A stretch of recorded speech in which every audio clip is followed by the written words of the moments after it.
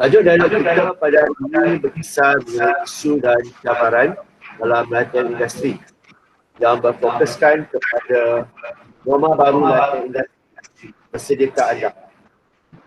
Sebagai pembuka bicara, izinkan saya menyampaikan serangkap pantun begitu cukup membawa manfaat membawa bersama gaya baru.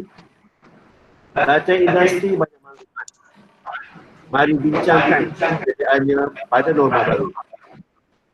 Bagi memulakan majlis, saya dengan Timbalan Pengarah oleh Komuniti Tanjung Kiai Puan Jana Zahira untuk ucapan haluan bagi dialog bersama industri kita pada hari ini.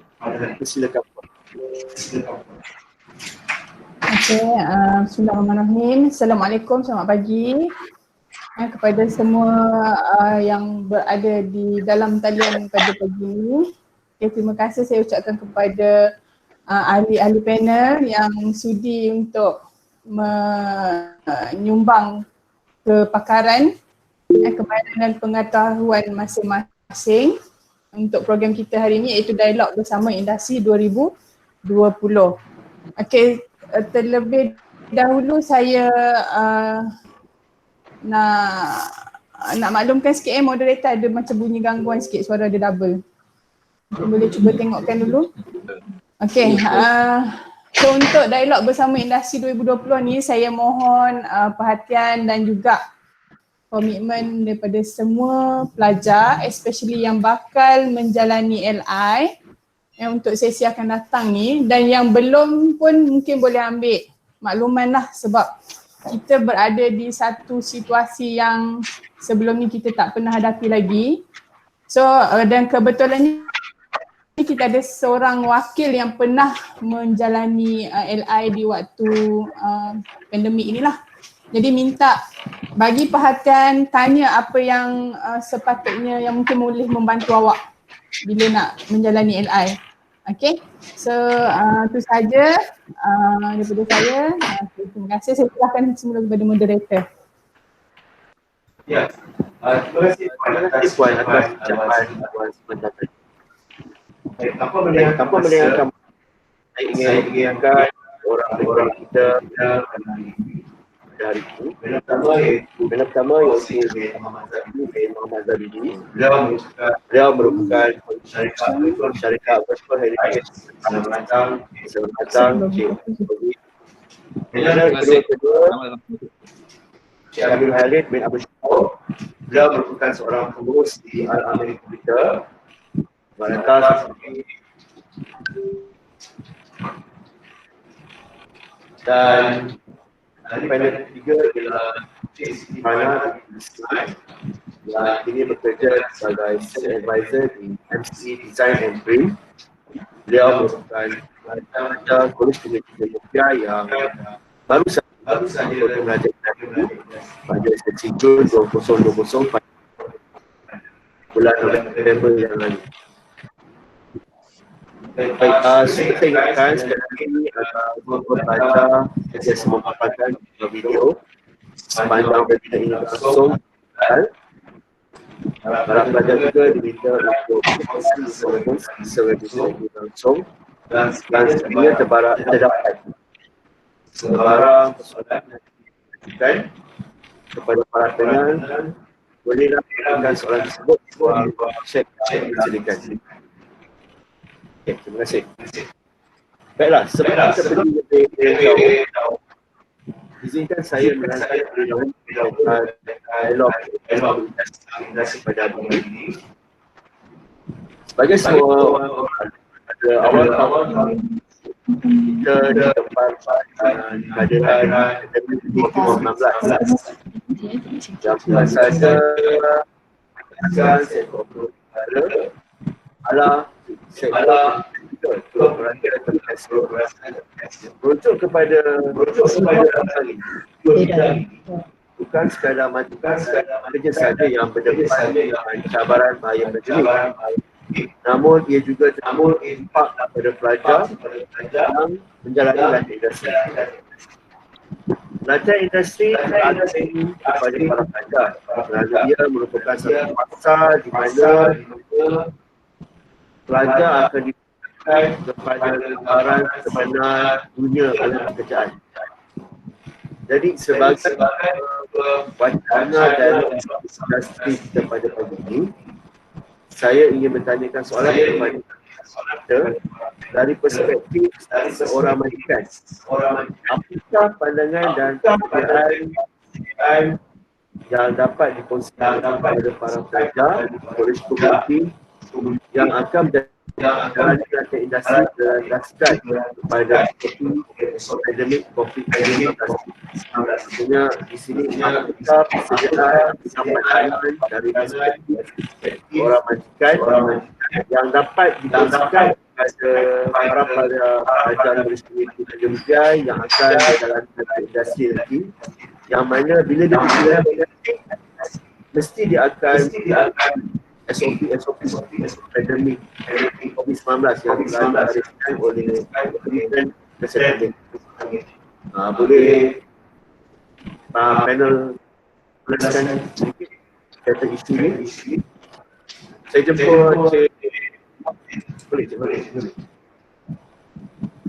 Saya? Ya, saya. Sebenarnya, Bismillahirrahmanirrahim. Assalamualaikum warahmatullahi wabarakatuh. Terima kasih kepada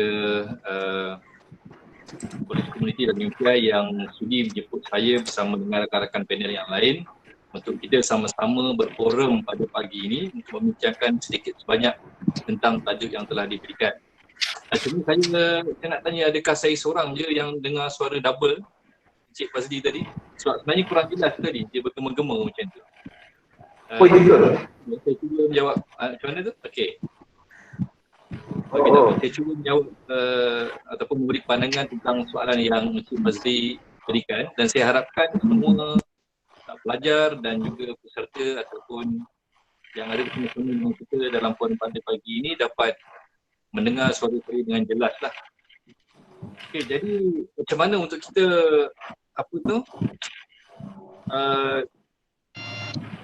menghadapi satu program internship yang bakal berlaku dalam suasana pandemik COVID-19.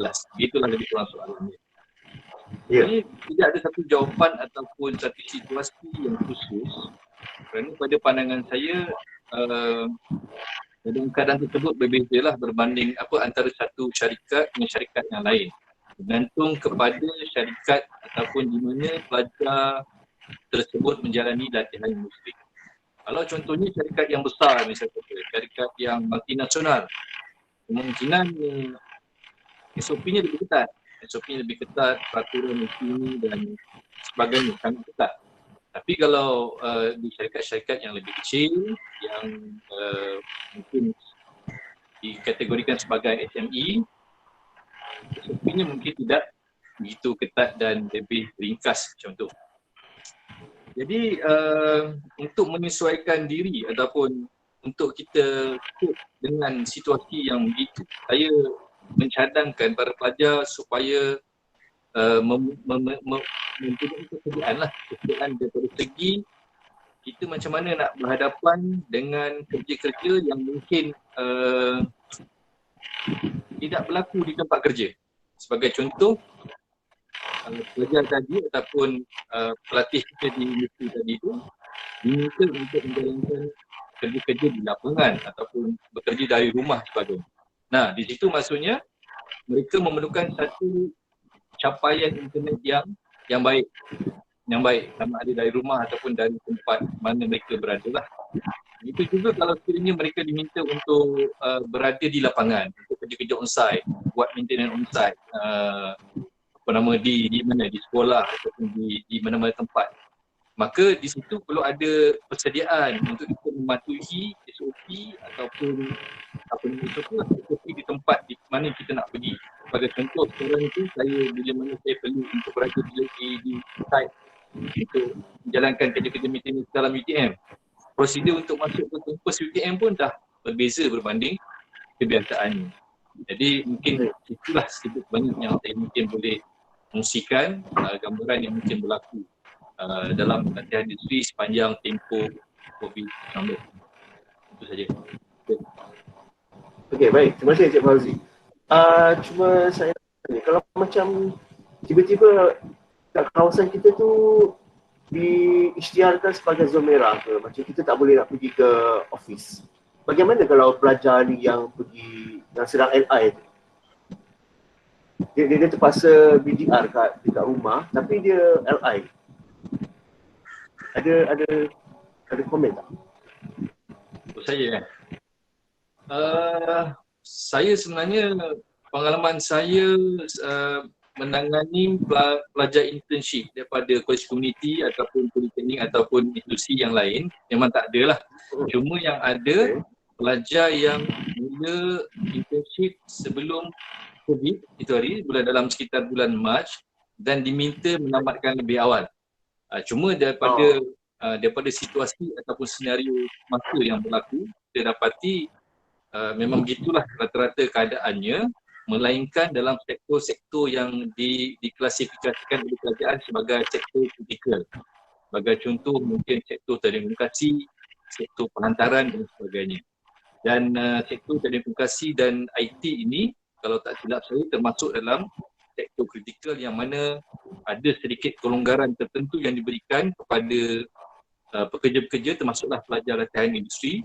Contohnya mereka yang praktikal di TM contohnya, di Telekom Malaysia ataupun di Celcom, di syarikat-syarikat yang begitu, kebiasaannya mereka ni ada diberi kelonggaran lah untuk bekerja di site ataupun di pejabat. Bergantung kepada bidang tugas yang diberikan. Okey, terima kasih. Cik Amirul ada nak tambah terhadap soalan ni?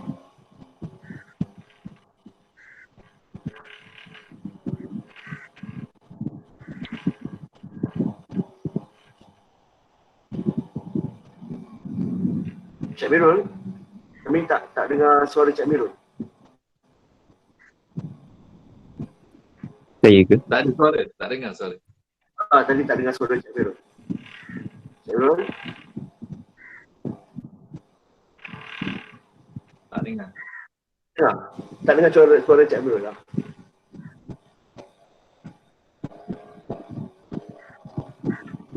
Hello, Cik Amirul? Okey. Mungkin ada masalah teknikal sedikit di Cik Amirul.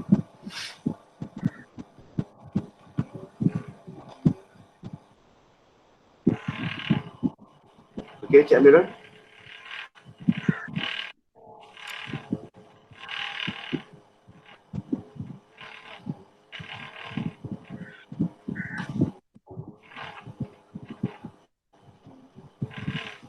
Hello, Cik Amirul?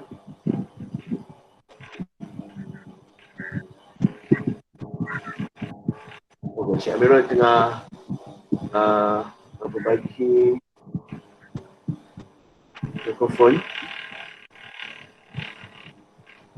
Boleh Cik Amirul? Okey, boleh. Okey, boleh Cik Amirul?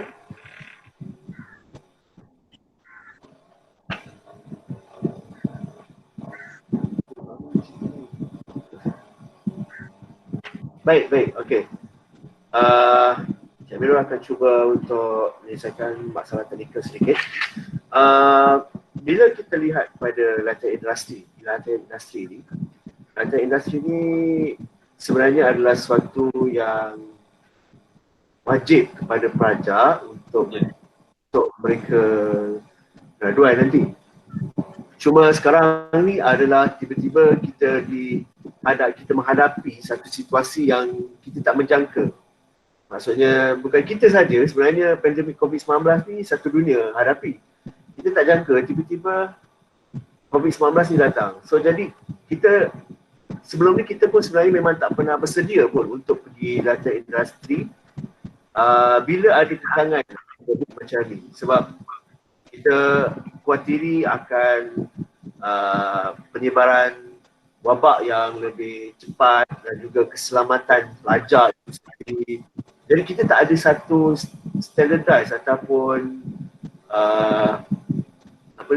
peraturan SOP bagaimana nak menghadapi latihan industri tiba-tiba dalam keadaan macam ni. Okey, Cik Amirul dah okey?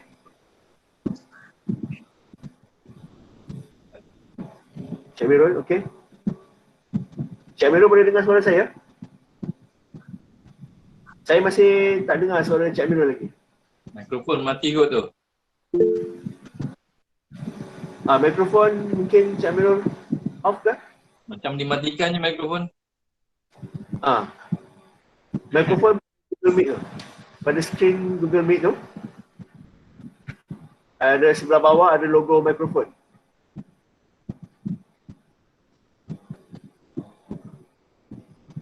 Okay.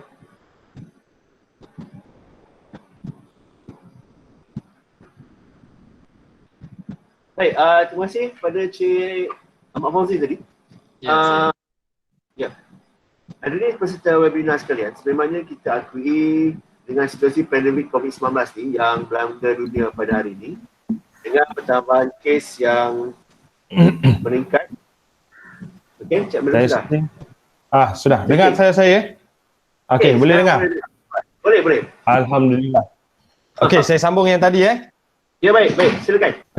Okey, Assalamualaikum dan selamat pagi. Terima kasih kerana menjemput saya sebagai salah seorang panel industri. Saya berbalik kepada soalan tentang pandangan dan persediaan untuk student praktikal dalam keadaan untuk mengikut SOP semasa. Betul kan soalannya itu soalan pertama? Okey. Sebelum saya huraikan lebih lanjut, boleh saya tahu memang kebanyakannya semua kos memang kos IT kan sana? Ya, baik. Betul Okey. Saya mengambil kira contoh keadaan semasa saya dekat industri sekarang. Macam saya bersama dua syarikat. Yang syarikat pertama ialah Al-Amir Computer. Syarikat kedua saya bersama syarikat UM Land Berhad, satu syarikat property developer, dia company dia buat rumah. Kalau mengikut pengalaman semasa saya, dari segi SOP tak ada beza dengan staff-staff lain, semua sama, standard. Nak masuk office kena scan, laluan akan dihadkan, mask kena pakai, selalu sanitize tangan. Cuma dari segi kerja, apa yang saya boleh sharekan dekat sini, syarikat kat tempat kerja saya ni, dia mengamalkan konsep work from home, bekerja secara bergilir. Bermakna satu hari kerja, satu hari kerja di pejabat, hari berikutnya kerja di rumah lah. Kerja di rumah tu definisi dia kena jelas, bermakna bukanlah cuti. Ada setengah-setengah staff tu dia salah tafsir maksud work from home. Dia pergi berjalan, dia pergi bercuti. Sebenarnya work from home ialah standby daripada rumah. Kalau in case kalau kata tiba-tiba ada IT issue ke, dia kena remote ke, dia kena bantu atau guide daripada telefon, itu istilah work from home dari segi IT lah yang saya amalkan pada syarikat. Itu pun mengikut pada pengisytiharan daripada kerajaan persekutuan tentang kalau kata kawasan pejabat tu dia termasuk dalam kategori zon merah, so kita akan work from home lah. Kalau tidak, kita kerja macam biasa lah. Cuma kalau dari apa yang disarankan oleh syarikat, gerak kerja IT dia banyak melibatkan kontak dengan customer atau staff. Jadi keutamaan ialah untuk mengurangkan sentuhan ataupun berhubung dengan staff lain ataupun customer. Jadi kalau boleh sesuatu masalah tu kita akan cuba selesaikan tanpa berhubung atau secara langsung. Kita akan dahulukan dengan kita cuba selesaikan secara remote daripada jarak jauh lah. Yang mana boleh dan perlulah. Andai kata satu masalah tu kita tak boleh selesaikan secara remote, terpaksa datang site atau office waktu bekerja, jadi kita pergi dan kita kena hadkan sentuhan lah. Macam office saya, katakanlah satu office tu limit kepada 5 orang satu masa. Kita tengok keadaan. Kalau ramai sangat staff ataupun pelanggan dalam tu, kita tunggu masa yang sesuai lah. Baru kita akan masuk dan kita akan selesaikan masalah teknikal tu. Itu dari segi persediaan dekat syarikat saya lah, ikut SOP-nya lah. Tapi kalau macam pelajar yang praktikal pula macam mana? Adakah dia pun dibenarkan untuk work from home ataupun tak? Okey, kalau student praktikal biasa dia akan dapat sama saja. Dia Oh, sama punya kalau kami work from home, dia kerja, kita akan susun rotation ikut jadual lah. Okay. Mana tak ada istilah walaupun dia pelajar praktikal, dia Tak datang pejabat, dia boleh relax di rumah lah. Dia tetap akan tak betul. Sebab di rumah. Sebab virus ni dia tak kenal staff ni praktikal ke staff ni pemerintah ke kan. Yang penting sekarang kita jaga keselamatan lah. Betul. Praktikal. Baik. Kalau kita lihat sekarang ni, dalam situasi ekonomi pada hari ini, ramai pekerja yang kurang bernasib baik, ada yang dah diberhentikan kerja, ada yang pengurangan gaji, menjadikan ekonomi. Masa itu jugalah kerajaan keluarkan macam satu skim, di mana skim bencana untuk membantu golongan-golongan ni yang terjejas pendapatan mereka, sama ada diberhentikan kerja ataupun pengurangan gaji. Pengurangan gaji mungkin dalam 30 ataupun 40%, seperti yang diumumkan baru-baru ini. Skim penjana telah diberikan bagi meningkatkan ekonomi semula. So bila syarikat ada yang terpaksa membuang pekerja, jadinya persoalan saya, apakah faktor yang perlu ada bagi meningkatkan kebolehpasaran pelajar college community di era pandemik COVID-19 ni agar dapat bersaing untuk memasuki alam pekerjaan sebenar? Maksudnya bila dia dah habis latihan industri, dia sepatutnya dia untuk bekerja. Tapi pada nak masuk company tu juga terpaksa buang bekerja untuk mengurangkan kos. Tapi bagaimana kita nak meningkatkan kebolehpasaran pelajar supaya dia dapat masuk bekerja? Boleh ulas sedikit? Saya ke Cik Fauzi yang akan jawab soalan ni dulu? Saya jawab dulu lah. Okey, secara jujurnya sektor IT atau bidang IT adalah satu bidang yang antara yang terselamat lah kalau kata ikut pengalaman saya lah. Sebab apa? Kita diperlukan untuk bila orang dah tak meeting, dia lebih kepada video call macam kita ni lah, webinar, meeting, online meeting. Jadi technical support tu satu benda yang penting lah pada satu syarikat IT lah. Okay. Jadi IT department antara satu department yang agak secure pada masa ini. Cumanya kalau kata satu syarikat tu dia mempunyai technical IT yang ramai, mungkin dia terpaksa cut cost, dia mungkin akan arrange atau terpaksa buang orang juga. Tetapi macam Cik Fazli cakap tadi, kita kena ada satu nilai tambahan lah untuk bagi kita dapat sustain atau kekal dalam company ni. So dengan mengambil kira keadaan semasa ni, saya nampak keperluan company sekarang lebih kepada dia memerlukan IT yang boleh set upkan macam sekarang ni lah. Kita buat video call, kita jaga technical support dia, kita kena prepare untuk IT equipment dia. Kalau saya senaraikan faktor, saya letak faktor yang nombor satu ialah kuasai cara bagaimana nak mengendali ataupun nak set up video call macam kita buat sekarang ni.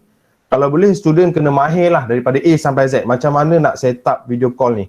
Sebab apa, kalau kita tak tahu set up video call ni, itu kita dah kurang dari segi keperluan semasa lah. Contoh, macam mana nak set, maksudnya faktor pertama untuk kebolehpasaran saya yang saya highlightkan kat sini ialah kuasai dan mahirkan diri untuk set up video call online meeting ni lah. So faktor pertama ni pula dia terbagi kepada dua, dari segi hardware dan software. So kalau hardware kita biasanya macam saya minggu lepas baru set upkan satu video call untuk company ni. Dia tak ada equipment langsung. Saya suggest saja at least kena ada. Kalau tidak nanti dia akan masalah atau ketinggalan lah. So antara hardware yang diperlukan untuk set up video call, first kali webcam. Laptop memang ada, tapi kalau webcam untuk meeting room dia memerlukan satu webcam yang besar. Webcam, mikrofon, speaker, skrin besar dengan CPU atau laptop lah untuk linkkan semua equipment hardware ni. So sesuatu meeting room yang besar dia akan memerlukan equipment yang besar lah. So itu dari segi hardware. So saya pergi daripada software pula, meeting online meeting ataupun video conference ni.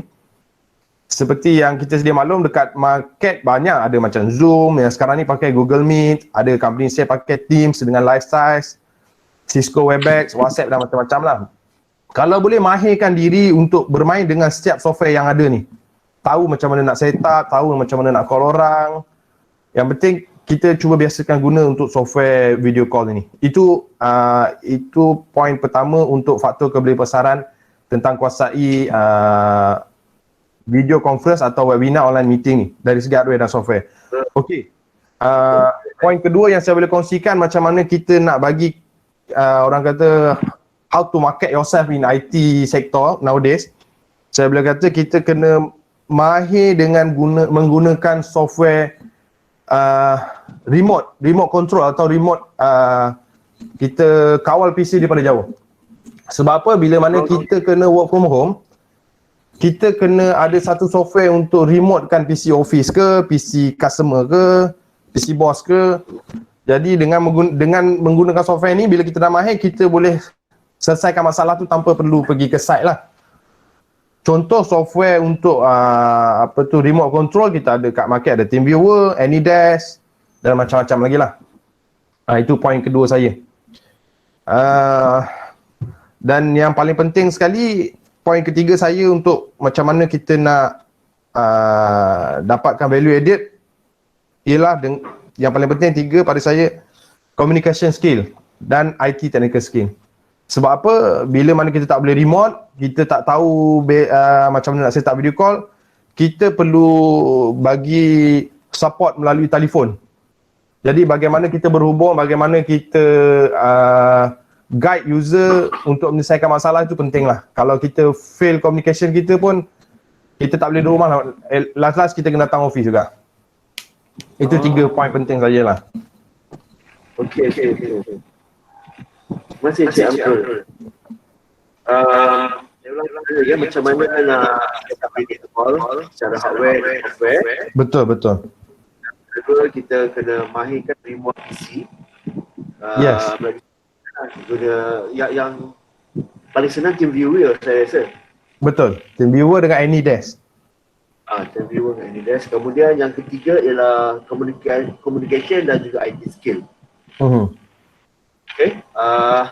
Itu pandangan daripada Cik Amirul. Terima kasih Cik Amirul. Cik Fauzi ada nak tambah apa-apa ke? Ya. Secara umumnya kita boleh, pada pandangan saya, kita boleh bahagikan kepada dua bentuk skill. Yang pertama yang saya kategorikan sebagai kompetensi ataupun lebih kepada hard skill. Hard skill ni saya percaya dengan silibus yang ada di college community, yang saya perhatikan banyaklah, maknanya secara umumnya semua sukatan ataupun subjek-subjek, topik-topik yang diajarkan kepada para pelajar secara umumnya memang diperlukan sebagai orang kata staff ataupun anggota yang terlibat dalam bidang IT. So di situ basic tu okey. Tapi dalam masa yang sama, para pelajar disyorkanlah pada saya untuk mendalami ataupun explore sendiri apa juga bentuk perisian yang ada dalam web yang kita boleh install dalam PC yang banyak digunakan pada hari ini. Selain daripada yang Cik Amirul sebut tadilah. Contohnya, ada setengah syarikat yang memerlukan kemahiran untuk para pelajar ataupun untuk pekerja dia untuk menguasai software video editing untuk buat iklan, untuk jual barang dan sebagainya. Itu pun satu segmen yang lain. Okey. Dan kalau boleh saya minta para pelajar semua jangan campur adukkan ataupun kalau boleh asingkan kategori-kategori software, perisian ke sistem tadi kepada beberapa kategori. Contohnya kategori software untuk online, untuk perisian online macam web meeting, video conference macam kita buat sekarang, itu satu kategori. Kemudian dia ada lagi satu bidang ataupun satu software, kategori software yang seperti saya sebut tadi, video editing, graphic editing, graphic design, ataupun kita kalau kita boleh pelajari, dan satu lagi mungkin yang melibatkan web computing ataupun cloud computing. Itu banyaklah. Basically benda ni boleh di-explore sendiri oleh pelajar. Poin saya adalah jangan terlalu bergantung ataupun berpuas hati dengan apa yang diajarkan di college community, dan sebaik-baiknya daripada segi hard skill dan kompetensi ni para pelajar explore sendiri. Dan banyak pun kalau kita search online, janganlah search game atau movie saja. Kita search juga software kan. Search juga apa benda yang menjadi trend sekarang. Kebanyakan orang pakai apa. So kita kena ambil tahu jugalah. Okey, itu daripada segi hard skill dan kompetensi lah. Yang kedua soft skill. Minta maaf. Hard skill saya ada satu lagi poin saya terlupa. Kalau boleh maknanya para pelajar ni menceburi ataupun cari online course yang berkaitan dengan cyber security. Itu sangat orang kata apa, sekarang ni sangat permintaannya sangat tinggi cyber security. Sebab apa?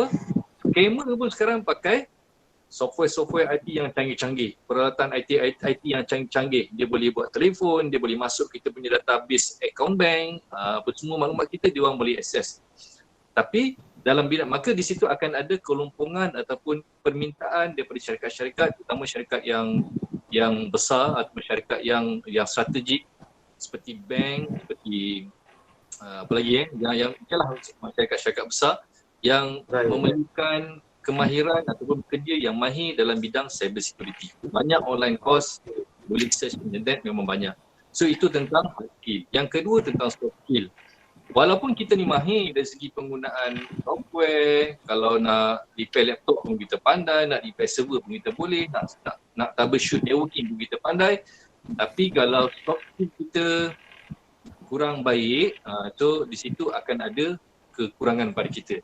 So bagi pekerja yang kata apa, ada advantage, pertama sekali kita nak lihat, saya sebagai majikan, saya lebih suka lihat soft skill, cara keterampilan mereka, keyakinan mereka. Okay, justru saya menyuruh kepada para pelajar, kalau boleh, mesti mampu yang pertama sekali menyesuaikan diri dengan pertukaran kerja yang mungkin berubah, terutamanya sepanjang pandemik COVID ini. Kenapa? Kerana selalu berlaku, saya rasa Encik Amirul pun selalu alami, hari ni kena buat ini, esok kena buat itu, esok kita plan lain, bila sampai esok rupanya kena buat benda lain. So kita kena menyesuaikan diri dengan arahan daripada bos kita, daripada ketua kita yang bersifat ad hoc, yang bersifat tiba-tiba je dia suruh. Tiba-tiba je kena bagi arah apa, dapat arahan begini-begini. So itu yang pertama.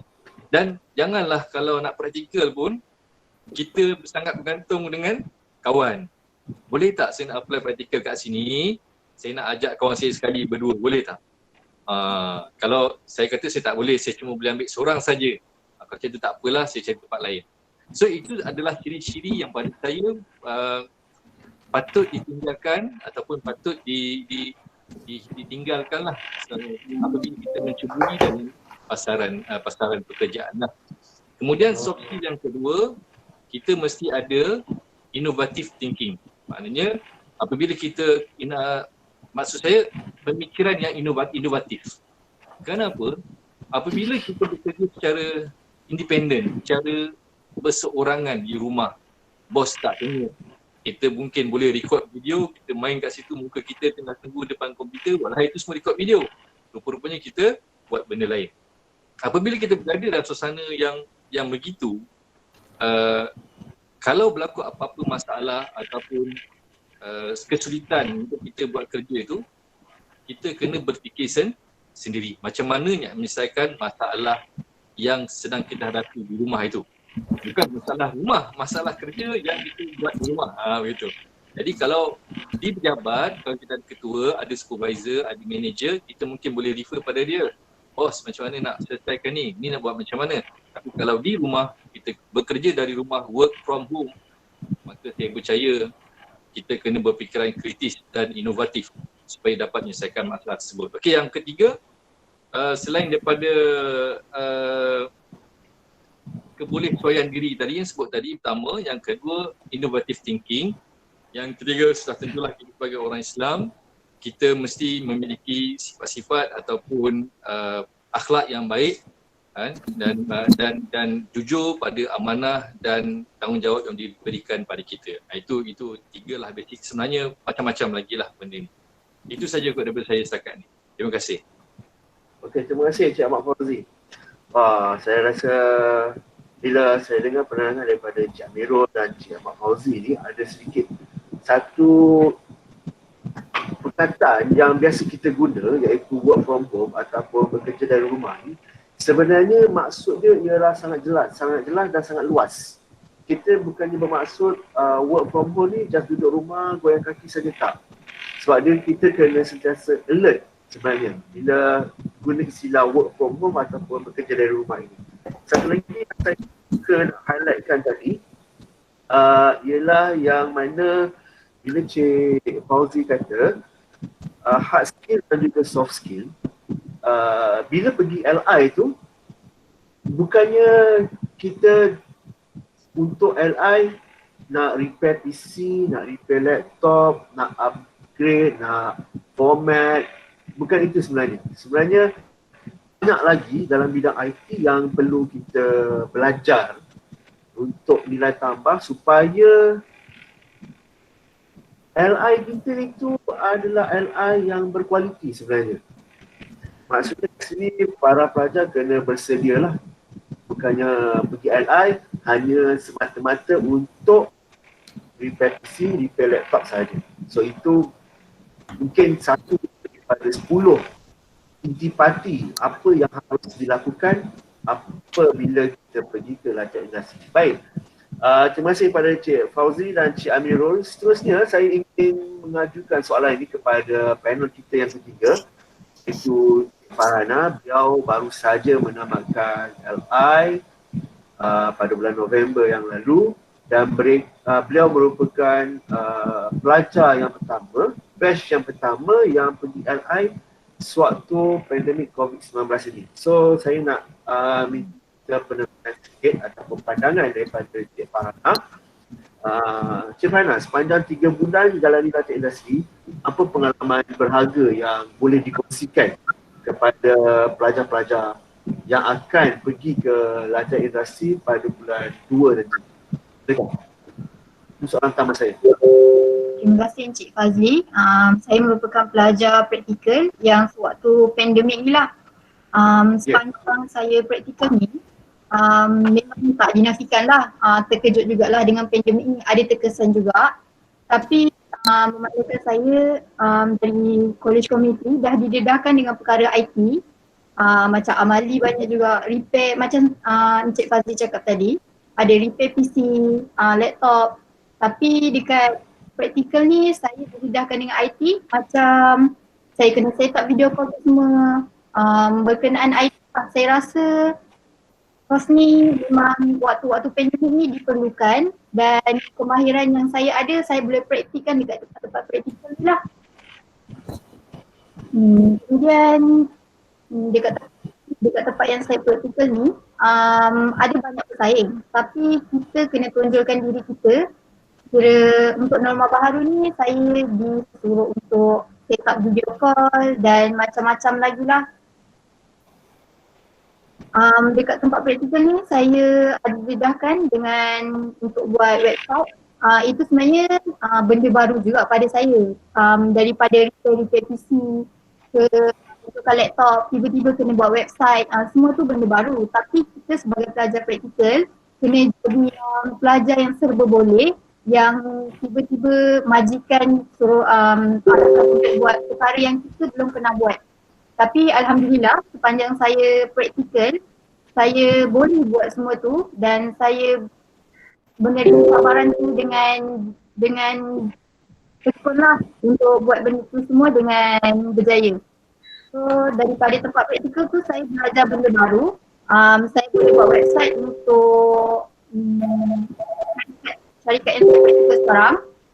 Saya boleh buat repair PC dan saya jadi macam bila diletakkan di suatu bahagian tempat, contohnya kalau kita bahagian repair PC, tiba-tiba dia suruh buat kita bahagian website. Jadi kita kena belajar benda tu lah, kita kena menyesuaikan diri dengan benda-benda semua tu. Maknanya kat sini bila pelajar college community yang mengambil sijil sistem komputer dan rangkaian ni pergi ke dia punya praktikal bukannya hanya semata-mata untuk repair PC dan juga laptop lah.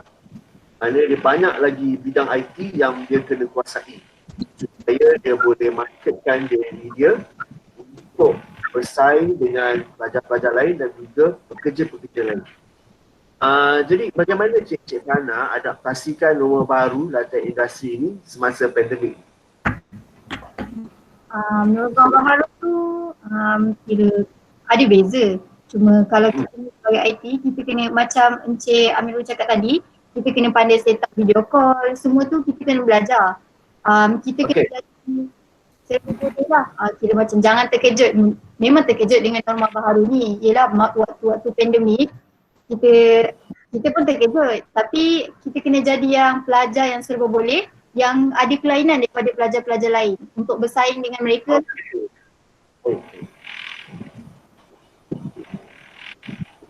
Yes, terusnya.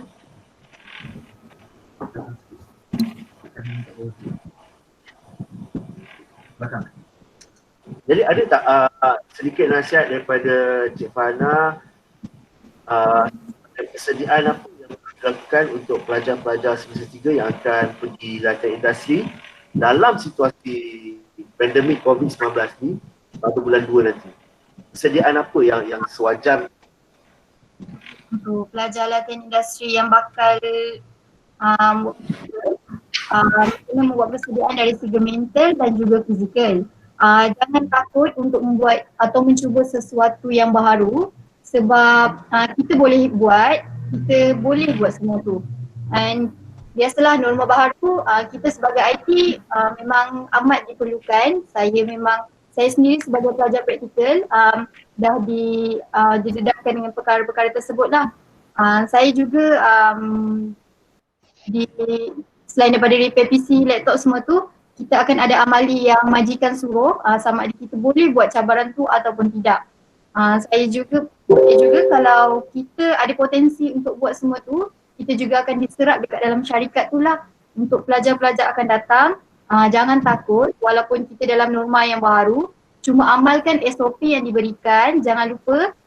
Kemudian kita kena ada advance yang ada pada diri kita lah, macam selain daripada repetisi atau laptop tu, kita kena ada advance kemahiran-kemahiran yang lain. Jadi untuk pelajar-pelajar yang bakal LI, jangan takut, usaha dan insyaAllah boleh. Okay. Sekarang Cik Fana dah pergi LI di syarikat ni, kemudian terus diserap. Saya selepas habis praktikal, majikan terus serap saya ke dalam syarikat majikan tu lah. Saya diserap. Saya tengah bekerja sebagai staff lah. Okay. Apa poin yang paling saya lihat kat sini adalah faktor boleh pasal itu sangat penting. Yang pertama daripada Cik Amirul kata tadi, bagaimana kita setupkan hardware, software untuk video conference atau video call, sebab pandemik COVID-19 ni kita tak tahu, kita berada dalam norma baru, benda-benda macam ni dah sesuatu yang sangat penting sekarang ni.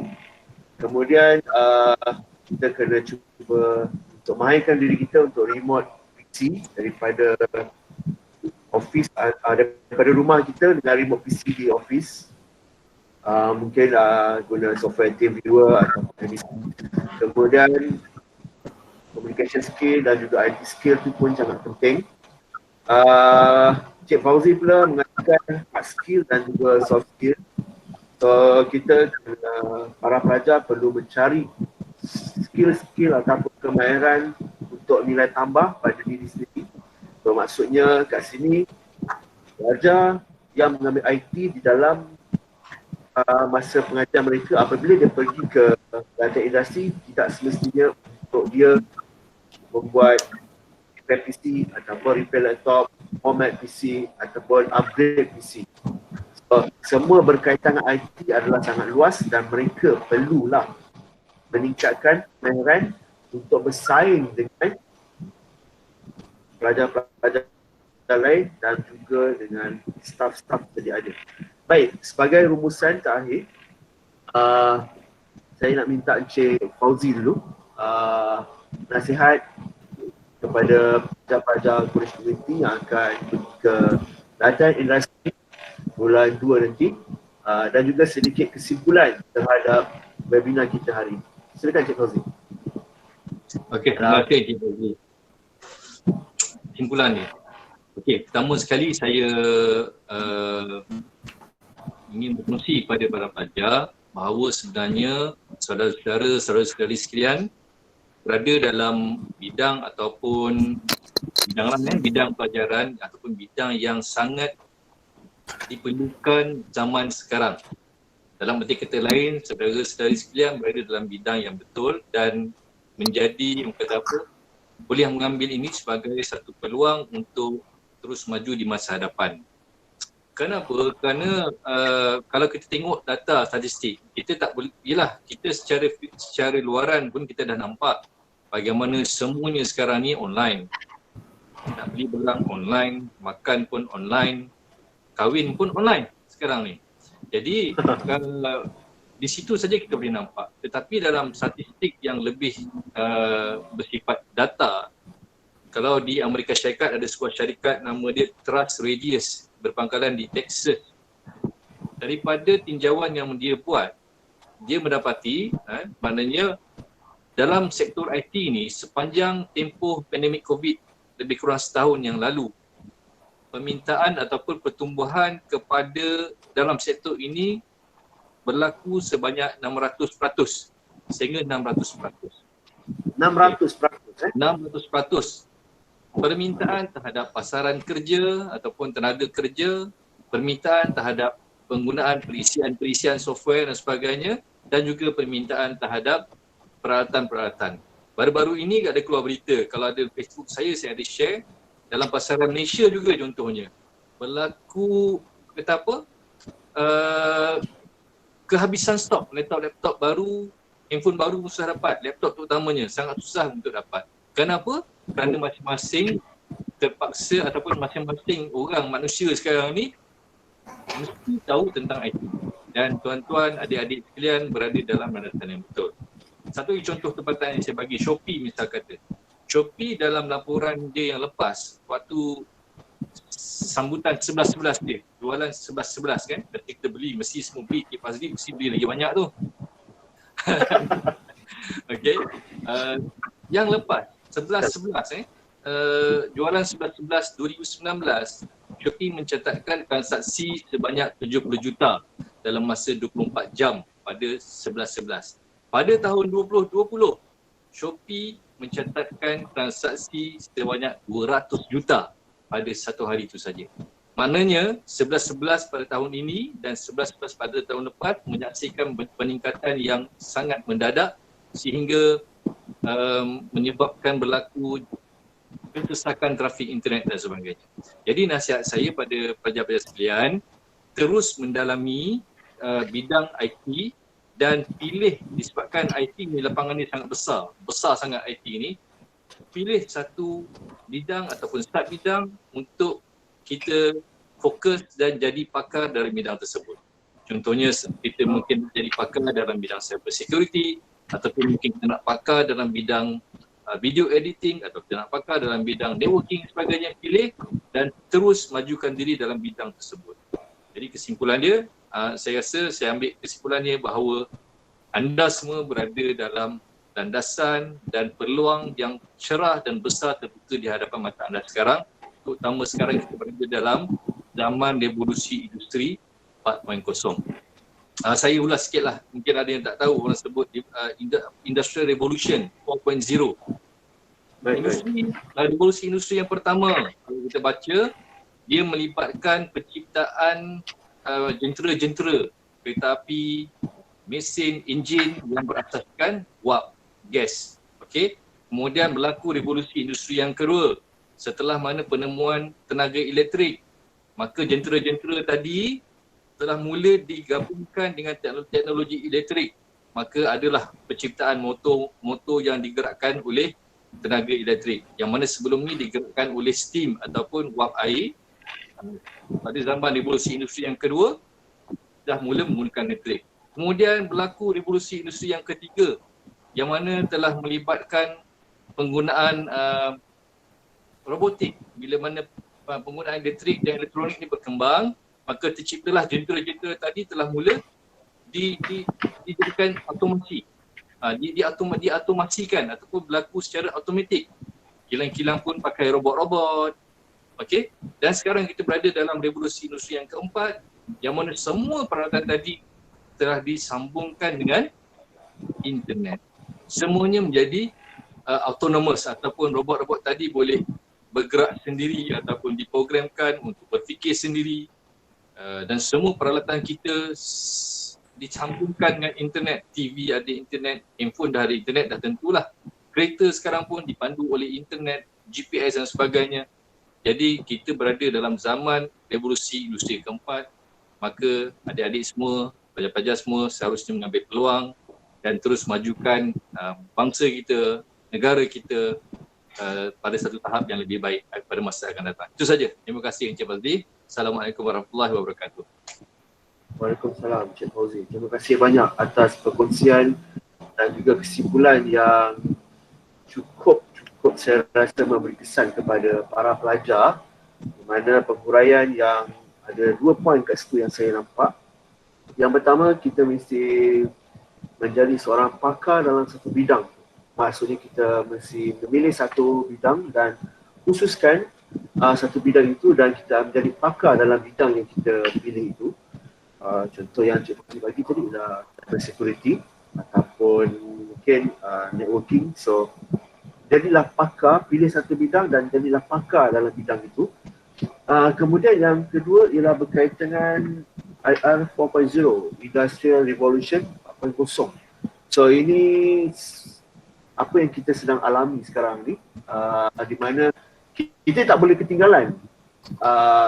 Kita memang kena follow juga sebab ini revolusi yang keempat yang bermain dengan internet sekarang ni. So everybody, setiap orang perlu pakar ataupun mahir berkaitan hal-hal berkaitan dengan IR 4.0.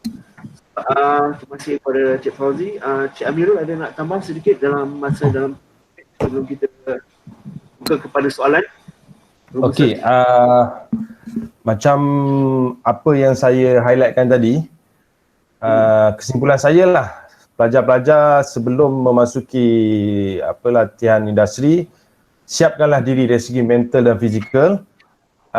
Cuba fokus atau study apa poin-poin yang saya bagi tadi dan apa-apa poin terkini macam tadi saya kata, saya ulang balik lah. Set up video call, hardware, software, mahirkan diri macam mana nak remote PC daripada jauh, nak selesaikan masalah daripada jauh. Poin yang ketiga tadi, communication skill dengan technical skill. So saya suka untuk tambah satu lagi poin ialah mahirkan diri macam mana menggunakan data cloud macam tadi Cik Fauzi cakap. Sebab bila kita dah work from home, semua data kita nak access daripada rumah. Jadi cuba study macam mana nak menggunakan cloud. Cloud dia ada banyak, macam kita biasa pakai Dropbox, ada pakai Google Drive, macam-macam lah. Kita boleh cuba salah satu tu. Banyak platform yang sediakan free data storage dekat online ni. So rumusan saya, masa praktikal tu, praktikal lah sungguh-sungguh. Sebab macam mana kita praktikal, macam itulah kita kerja. Bila mana kita praktikal, walaupun kita tak tahu, majikan nampak kita bersungguh-sungguh nak kerja, kemungkinan besar kita akan diserapkan dalam syarikat itu. Yang penting kita bersungguh-sungguh nak melakukan praktikal tu. Itu sajalah rumusan daripada saya.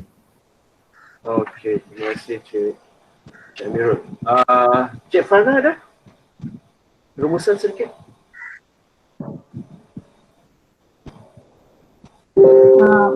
nasihat saya untuk bakal pelajar yang akan menjalani latihan industri, kepada mereka jangan takut untuk cuba. Kita tunjukkan apa yang kita boleh tunjukkan. Kemudian paling penting disiplin, tepati masa semasa datang ke tempat praktikal. Tak pandai tak apa, kita boleh belajar, yang penting disiplin kena ada. Kemudian dengan bersungguh-sungguh dan insyaAllah semua benda akan jadi smooth dan kita buat apa yang disuruh lah.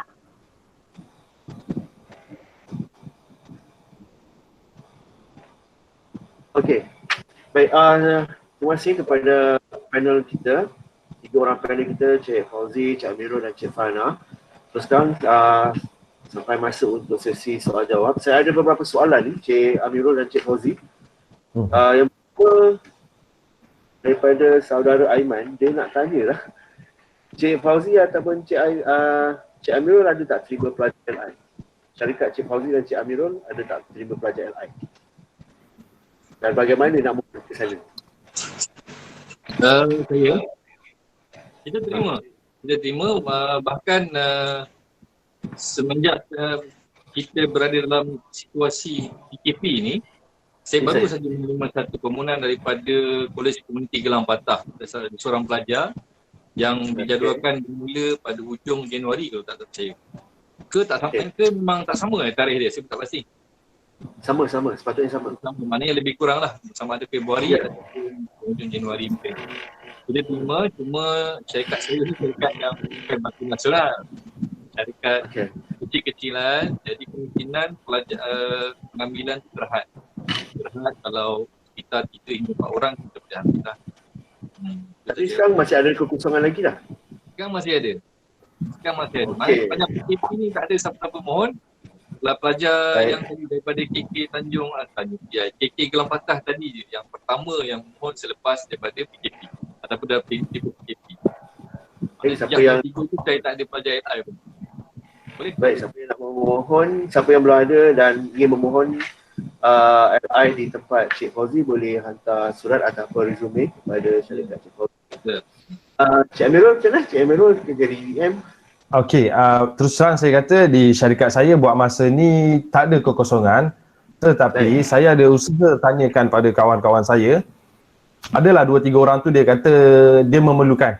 Satu tu di Hotel Amari JB, saya kenal dengan manager dia. Nombor 2, satu kedai komputer dekat Plaza Pelangi. Dan satu lagi saya nak kena record balik. Tapi nanti saya akan bagikan kontak person in charge tu dengan siapa saya nak berhubung. Puan Siti Hajar boleh? Puan Siti Hajar, okey boleh. Nanti saya akan paskan person in charge untuk syarikat tu. So boleh terus liaise dengan dia lah. Okay, soalan seterusnya, ini agak biasa jugalah didengar. Tapi saya rasa soalan ni agak penting juga. Soalannya, betul ke tempat LI mempengaruhi kita untuk sambung belajar? Contohnya macam kita LI di kedai komputer yang biasa-biasa dan kedai yang company besar, contohnya macam Seagate ataupun Intel ke, adakah ianya mempengaruhi kita untuk menyambung ke diploma? Itu soalan ni, lebih kurang macam tu. So kalau dia nak sambung belajar, macam sijil nak sambung belajar ke diploma, adakah masa di LI tu? Dia LI di company yang biasa-biasa ataupun dia LI di company yang besar yang akan ditapis pihak diploma nanti untuk diterima disambung belajar? Okey, saya cuba fahamkan soalan Cik Fazli tu. Bermakna apa yang Cik Fazli cuba tanya tu ialah kita LI membantu tak kita LI di syarikat kecil atau syarikat besar? Macam tu ke? Ya, dan sambung. Dan katakanlah kita diserapkan, perlu tak kita sambung belajar atau tidak? Okey, kalau ikut pengalaman saya lah, pertama sekali kalau dapatlah cari company yang berkemungkinan besar kita akan diserap, yang syarikat yang stabil lah. Kalau tidak, at least yang penting kita ada LI dan kita dapatkan pengalaman dulu. Walaupun syarikat kecil, yang penting kita dapat pengalaman. Kemudian tentang nak sambung belajar atau tidak selepas diserap tu, ada syarikat yang menawarkan kenaikan gaji selepas seseorang staff tu dia sambung belajar atau mengikuti satu-satu kos. Tetapi bergantung kepada keperluan syarikat juga. Dia mesti nak, kalau staff tu kau sambung belajar, kau kena sumbang balik pada kami. Ada setengah kami macam tu, dan kemungkinan ada setengah-setengah kami juga dia sanggup biayaikan student tu, staff tu untuk sambung belajar. Tapi dia kena ikat kontrak dengan company dan dia kena sumbang pada kami. Macam itulah lebih kurang. Okay, ada soalan lain daripada pelajar? Ada soalan lain?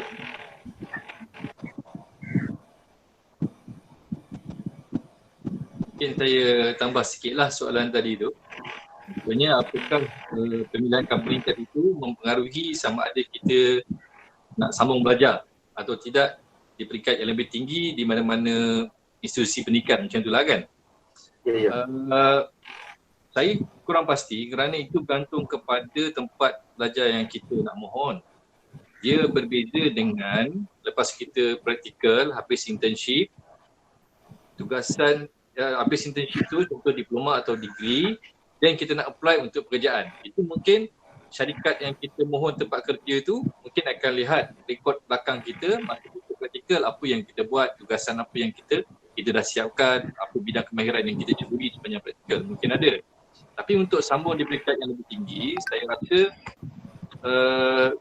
college ataupun politeknik ataupun universiti dia lebih melihat kelulusan ataupun keputusan sidang kita. Banyak itulah kalau faham saya macam tu. Dan di samping itu mungkin kita boleh sertakan laporan ataupun buku log, laporan latihan industri itu mungkin ada. Itu sajalah. Cuma sama ada syarikat besar atau kecil, kedua-duanya ada kelebihan yang tersendirilah. Dan kedua-duanya ada kekurangan. Saya mulakan dengan syarikat besar. Syarikat besar ni organisasi dia besar. Dan biasanya pelajar-pelajar ni akan hanya berurusan dengan ketua dia ataupun supervisor dia, manager dia yang juga merupakan seorang pekerja. Jadi apa-apa yang diterima oleh pelajar itu tadi ataupun pelatih praktikal tadi itu tadi sangat bergantung kepada apa yang dikongsikan oleh supervisor ataupun pengurus yang terbabit lah kalau syarikat besar. Dan kemungkinan dia hanya terlibat dalam unit itu saja. Contohnya dia terlibat dalam on-site support. Mungkin daripada mula praktikal sampai habis dia akan duduk di bawah unit ataupun jabatan department on-site support saja. Okay. Kalau syarikat yang agak kecil, beza dengan syarikat besar adalah para pelajar ni ataupun pelatih praktikal ni tadi akan berurusan langsung dengan pemilik syarikat. Maknanya di situ kalau nak minta kerja ataupun macam mana, kita ada direct dengan owner syarikat. So kita, kalau kita bagus, kalau kita rekod kita bagus sepanjang kita praktikal, maka peluang kita lebih baiklah di situ. Dengan terang. Semuanya ada pro and cons, itu saja.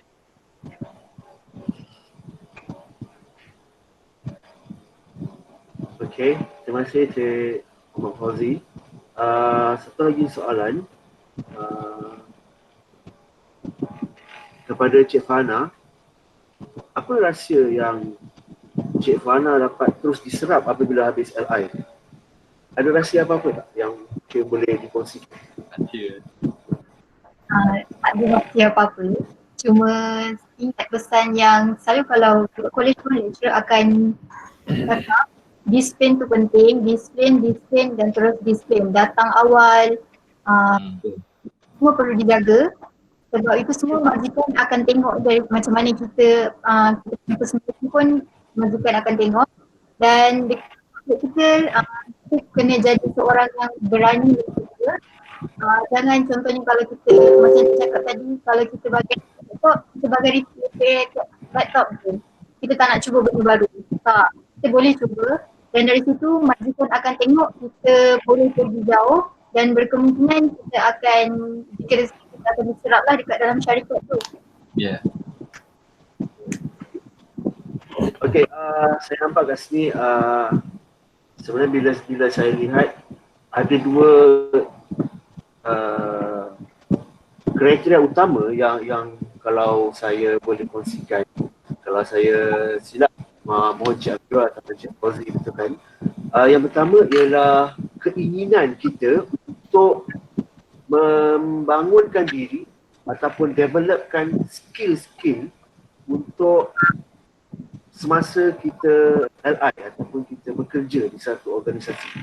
Maksudnya willing kita untuk develop skill ataupun skill yang kita ada, kita cuba deliver kepada syarikat.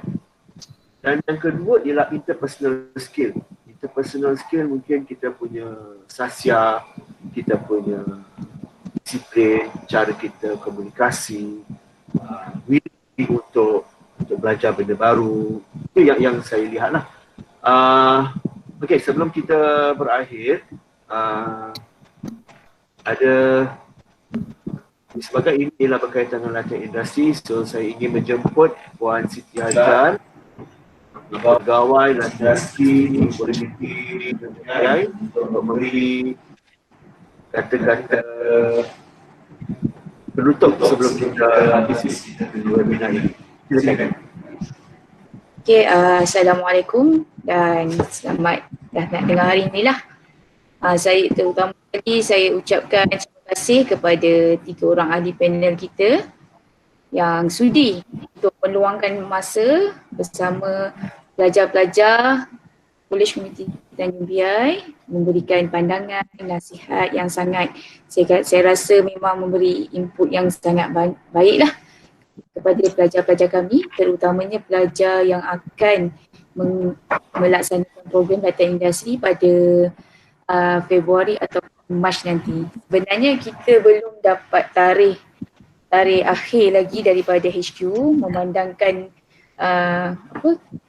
suasana pandemik ni masih macam belum kontrol lagi kan. So kita masih menunggu takwim sebenar daripada HQ. So untuk makluman awam, memang tarikh praktikal pelajar akan bermula pada 28 Februari ataupun 1 Mac nantilah, selama 14 minggu seperti biasa. So kalau diperhatikan banyak soalan pelajar-pelajar ni yang bertanyakan kalau kes naik ke apa ke akan jadi apa. So itu memang kita tak dapat nak putuskan sekarang. Kita akan bergantung kepada arahan-arahan yang diberikan daripada HQ. So, kalau ikutkan sepenuhnya bila anda telah masuk ke diterima untuk masuk menjalani latihan industri di sesuatu tempat ataupun syarikat, sepenuhnya anda akan perlu pakai semua peraturan, terutamanya peraturan SOP yang telah ditetapkan oleh syarikat tersebut lah. Kalau syarikat tersebut minta anda hadir secara bergilir, so anda kena follow secara bergilir. Kalau SOP mereka menetapkan untuk hadir setiap hari selama 7 hari tu, so kena ikutlah, asalkan masih lagi memenuhi kriteria apa buruh lah, iaitu tak melebihi bekerja lebih daripada 12 jam sehari, bekerja 7 hari dan sebagainya macam tu lah. Okay. Saya harap input-input yang walaupun dalam masa yang agak singkat ini, tapi saya rasa agak padat jugalah. Memang apa pun semuanya daripada diri anda sendiri untuk meningkatkan sendiri kebolehpasaran ataupun kepribadian masing-masing. Kenapa Farhana itu dipilih terus diserap. Sedangkan pada ketika itu ada lagi pelajar lain daripada kolej lain, mungkin daripada universiti lain pun yang tak diserap bekerja, tapi kenapa Farhana boleh diserap bekerja. Okay.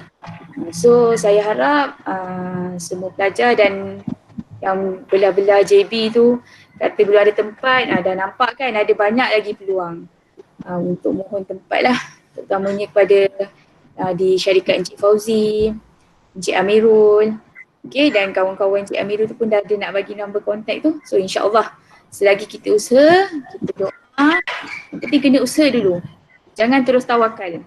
Usaha, doa, usaha betul-betul, doa banyak-banyak, insyaAllah Allah akan bantu. Okay, so saya ucapkan jutaan terima kasih lah kepada semua yang terlibat pada hari ini, semua pelajar, ahli-ahli panel kita, rakan-rakan pensyarah, puan timbalan pengarah kita. Terima kasih kerana telah menjayakan program Dialog Bersama Industri Kolej Komuniti Tanjung Priai pada tahun 2020 inilah. Semoga tahun-tahun kes pandemik ini akan berkurangan dan kita mampu buat program seumpama ini, tak perlu guna dalam talian lah. Kalau live tu lagi best kan. Okay. So terima kasih semua. Saya harap jangan habis di sini. So jadikan benda ni semua pengalaman yang baik untuk anda lah. Okay, terima kasih. Cik Fazli. Okay, terima kasih Cik. Terima kasih kepada Puan Siti Hajah di atas rumusan tadi. Okay, sebelum saya berakhir, last. Ada lagi soalan? Saya bukalah. Kali ini saya buka untuk voice, untuk suara. 1-2 soalan kepada panel kita. Cik Amirul, Cik Fauzi dan juga Cik Fana. Okay, last. Assalamualaikum. Ya, silakan. Saya Anif. Saya nak minta pandangan dan pendapat tuan-tuan. Macam mana, sebab kami tak pernah lagi LI kan. So, ada syarikat yang offer bagi beasiswa, ada syarikat yang tak offer bagi beasiswa. Apa pendapat dan pandangan tuan-tuan, adakah pelajar ni perlu standby siap sedia modal sendiri? Katakan sebab ada pelajar dapat macam saya Pasir Gudang tapi dapat dekat Setulang. Adakah pelajar memang kena siap sedia modal sendiri? Sebab saya rasa saya tak ada dengar lagi pasal macam pertolongan kewangan ke untuk pelajar-pelajar yang macam ni. Apa pendapat dan pandangan tuan-tuan? Saya rasa kat sini bukan mungkin allowance saya rasa. Syarikat tu bagi allowance kan? Okay. Cik Fauzi nak jawab ke? Terpulang. Siapa dulu? Apa? Cik Fauzi dulu, silakan. Okey. Allowance allowance atau praktikal. Ya memang kita memahami keadaan-keadaan yang disebutkan oleh pelajar tadi. Minta maaf saya tak sempat tengok nama tadi. Nama Anif. Okey. Siapa? Anif. Oh, Encik Anif okey. Saya pandangan macam ni. Yalah. Kebanyakan syarikat tidak janji ataupun biasanya tidak ada, terutama zaman sekarang ni saya dapati rata-rata syarikat tidak menjanjikan satu allowance yang tetap, bahkan ramai je yang tak bagi allowance. Tapi walau bagaimanapun bergantung kepada kemampuan dan kehendak masing-masing. Kalau sekiranya, maknanya kalau boleh pada saya janganlah dijadikan masalah allowance tu sebagai halangan untuk kita praktikal di suatu tempat. Lebih-lebih lagi sekiranya tempat tersebut atau masyarakat tersebut merupakan syarikat yang bagus ataupun yang boleh menawarkan kepada kita kemahiran-kemahiran yang kita cari. Tapi tak apalah, cuba bincang dengan syarikat bagaimana kalau ada allowance dan sebagainya yang sekurang-kurangnya dapat menampung kos perjalanan, kos mungkin makan gitulah. Itu saja yang saya boleh respon. Sebab lain syarikat, lainlah dia punya polisi. Syarikat besar memang mereka ada allocation, ada peruntukan untuk pelajar-pelajar intern yang memang dia ada.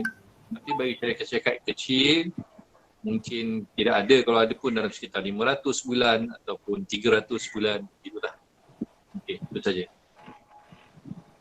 Okey, terima kasih Cik Fauzi. Cik Amirul ada respon? Okey, kalau ikut pengalaman saya lah, ada syarikat yang bagi, ada yang tak bagi. Ada syarikat saya macam UMLand dia pernah bagi beberapa ratus. Dan saya boleh katakan dalam keadaan pandemik sekarang ni, baiklah kita jangkakan yang terburuk lah. Anggap je lah praktikal tu tak ada allowance. So kita sudah bersedia untuk kemungkinan terburuk. Jadi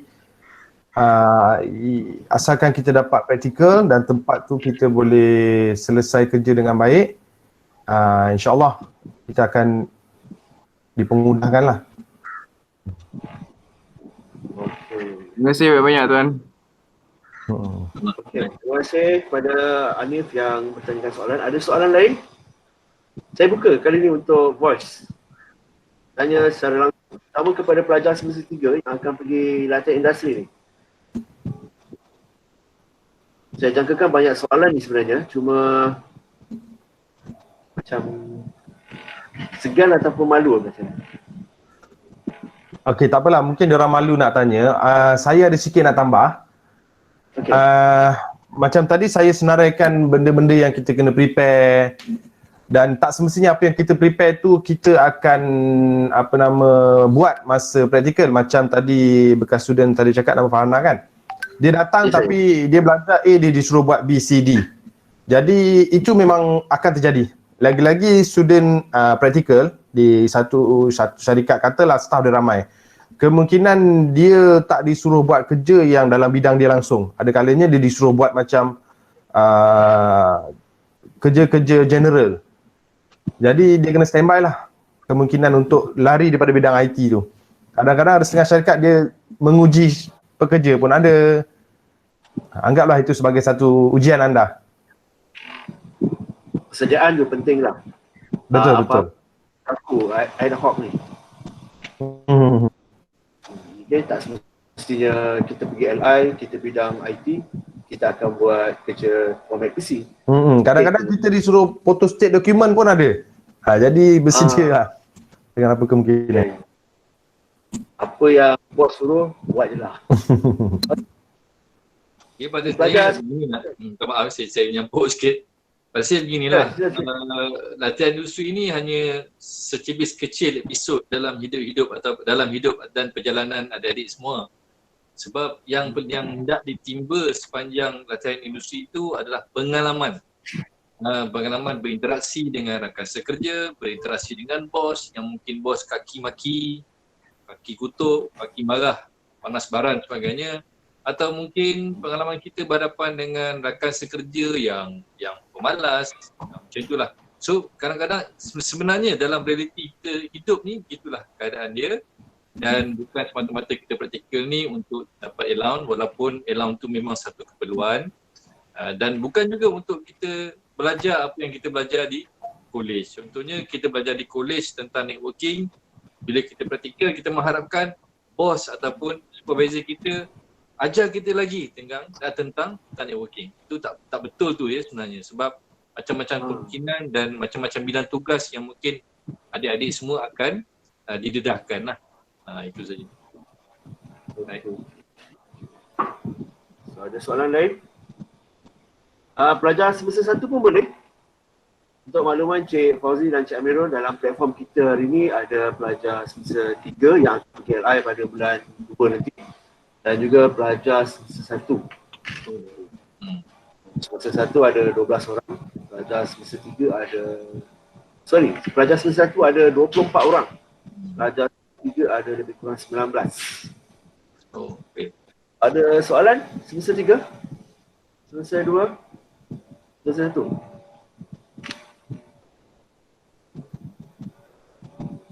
Ada soalan? Sebelum saya tutup program webinar kita hari ini. Danish Akram ada soalan? Dah tanya dekat komen. Macam mana? Tak apa, tanya lagi. Tanya lagi, ajak baca balik.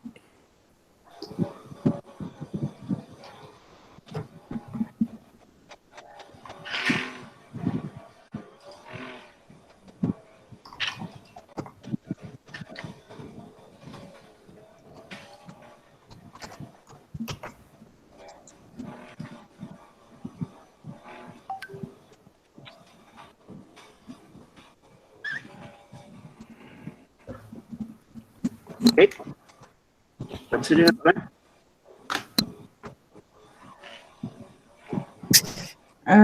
Tuan moderator, sambil-sambil student Anis tu cari balik soalan dia, tengok ada soalan lagi yang tanya ni siapa ni? Nampak ada yang angkat tangan tu, raise hand tu. Takut terlepas pandang.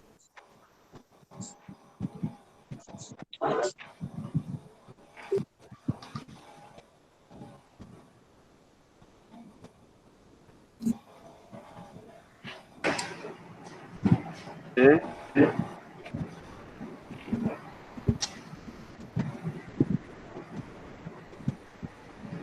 Ada soalan lain?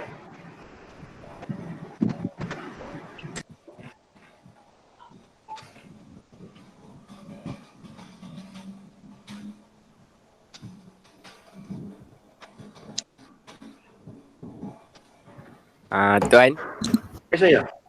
nak tanya kalau macam budak-budak yang jenis tak ada komputer ataupun laptop masa zaman masa pandemik COVID-19 ni, kena sediakan ke atau tak? Di praktikal LI perlu ada laptop ataupun tidak? Okey. Ada respon ke Cik Amirul? Okey, kalau tanya saya, seeloknya kita adalah sebab untuk memudahkan kerja kita dan dalam urusan remote. Tetapi in case kalau tak ada, masa praktikal rasanya tak terlalu berat kot kerja sampai dia meletakkan tanggungjawab kita kena menyelesaikan tugas-tugas berat daripada rumah. Rasanya dia akan bagi kelonggaran lah kepada student. At least telefon tu boleh baca email, reply email, rasa itu minimum lah untuk student praktikal. Tapi di alam pekerjaan sebenar, terbaik ada satu komputer atau laptop lah. Tak tahu macam mana pandangan Cik Fauzi?